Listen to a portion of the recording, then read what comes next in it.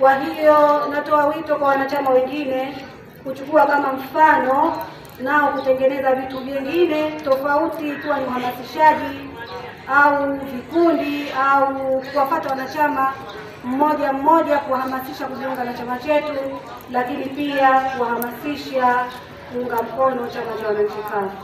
Na kwa taarifa zilizopo hivi sasa tayari tumeshavuna wanachama 612 mpaka kufikia mchana huu, ambao wametokana na jitihada zenu wanachama. Na huu si wakati wa kulaumiana, ni wakati wa kufanya kazi. Kama mwenzako ameleta kwa wanachama wa 10, sema mimi nitaleta 15 badala ya kuanza kulaumiana. Na ndio maana tumewaandaa watu wa mada hapa kwa ajili ya kutoa mada ya umoja na mshikamano. Sasa huu ni mfano wa umoja na mshikamano. Kwenye uchaguzi hushindani mwenyewe kafu kwa kafu, unashindana na watu wengine. Ni sawa na kuingia katika msako wa Simba. Katika msako wa Simba, kaa na ndugu yako. Kipimo cha ndugu yako, wanakafu wanatakiwa kuwa na mapenzi ya kweli ili kuwa tayari kusaidiana kwa lolote litakalotokea, kwa sababu kasoro ya mtu mmoja ndiyo kasoro ya kafu, sio kasoro ya mtu huyo aliyekosea au aliyeshindwa katika eneo lake. Kwa hivyo dhana ya upendo ni jambo la muhimu sana, ili kusaidiana na kuunga nguvu pale ambapo tunaona kwamba mwenzetu mmoja anaweza asifanye vizuri kwa namna inavyotakiwa. Na sharti nyingine, kidini tunaliita unyenyekevu, kisiasa tunaita kujishusha. Katika kazi hizi wanafanya watu mbalimbali. Kwa mfano, mwenyekiti ni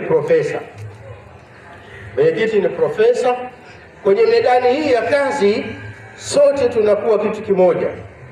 Aliye profesa awe tayari kujishusha, kuwa tayari na asiye profesa kufanya jambo kwa pamoja. Ikiwa kila mmoja wetu atajitazama kwa hadhi yake na akaona kuna mambo siwezi kufanya mimi, lazima afanye mtu fulani, inawezekana upo wajibu wa muhimu sana umejitokeza na unataka kushughulikiwa haraka, lakini umetokea karibu yake ni profesa, na yeye kipimo chake alitakiwa afanye mtu mwingine, sio mwenye kiwango cha profesa. Medani ya namna hii inataka kujishusha, kuwa unyenyekevu na utayari wa pamoja wa kushirikiana, na kila mmoja asijione bora kuliko mwingine, kwa sababu pasipo umoja na mshikamano ndani ya chama, nikimaanisha kwamba chama kama akina umoja na mshikamano, husuda itatawala. Sasa leo hii tuko hapa katika kongamano hili, natamani ndani ya moyo wangu, na pia nitakuambukiza hii hali, husuda tuiondoe ndani ya chama. Pia chama kikosa umoja na mshikamano, huwa kunatokea faraka zinazuka. Natamani ndani ya moyo wangu na ndani ya mioyo yenu faraka zikaondoke.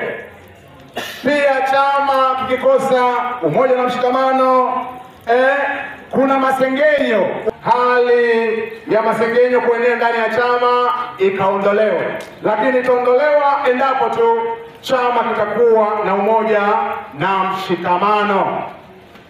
Halikadhalika chama kikikosa umoja na mshikamano, kunatokea mipasuko ndani ya chama, pia utokea magomvi.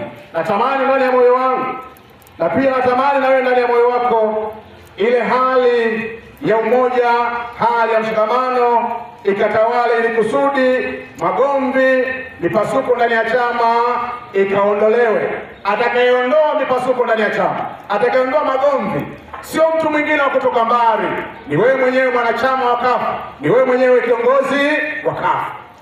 Kukiwa kumekosekana umoja na mshikamano, wenye hila upata nafasi ya kupanga njama na kuvuruga umoja na mshikamano. Sasa hawa wenye hila hawaondolewi tu kwa nadharia, hapana, wanaondolewa endapo chama na wanachama wote na viongozi wote watakuwa na umoja na mshikamano.